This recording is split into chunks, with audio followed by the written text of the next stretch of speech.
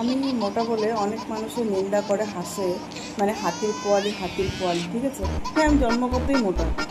ওটার জন্য না তো আমি কোনোদিন ডাইটিং করেছি, না তো আমার মা বাবা কোনোদিন আমাকে বলেছে তুই এটা খাস না তো মোটা হয়ে যাবি, সেটা খাস না তো মোটা হয়ে যাবি, সেটা খাবি তো পাতলা হয়ে যাবি।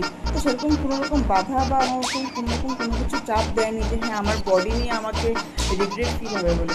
আর তোমরা যদি মোটা হতে চাও তাহলে তোমরা নিজেরাও মোটা হো না, খেয়ে খেয়ে। বারণ কে করেছে?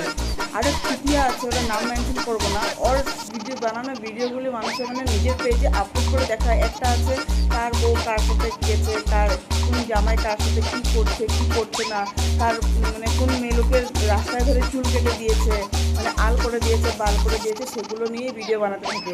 আর এবার সামাজিক আর কি সংসারের কাজকর্ম নেই, খালি ওসব ওসব নিয়ে যে মাথা মাথা থাকো। মোটা মোটা মোটা মোটা করতে করতে ওরা হাসতে থাকে। আর তোমরাও মোটা হো, তোমাদেরকে কি বারণ কে করেছে? আগে নিজের বডি শেপটা দেখো না, তারপরে গিয়ে অন্যের বডি শেপে গিয়ে কমেন্ট করবে।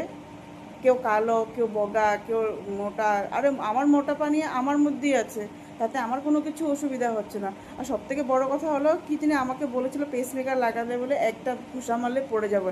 আমার বডিতে পেসমেকারটা আছে, আমি সেটা নিয়ে আমি নিজে সার্ভাইভ করছি। তো সেখানে তো অন্য কেউ তো মাথা মারার তো কোনো কিছুই নেই, নাকি ওর বাপের থেকে টাকা নিয়ে আমি সেই পেসমেকারটা লাগিয়েছি। সেটা নিয়েও ওরা কোয়েশ্চেন করছে যে পেসমেকার লাগানো আছে।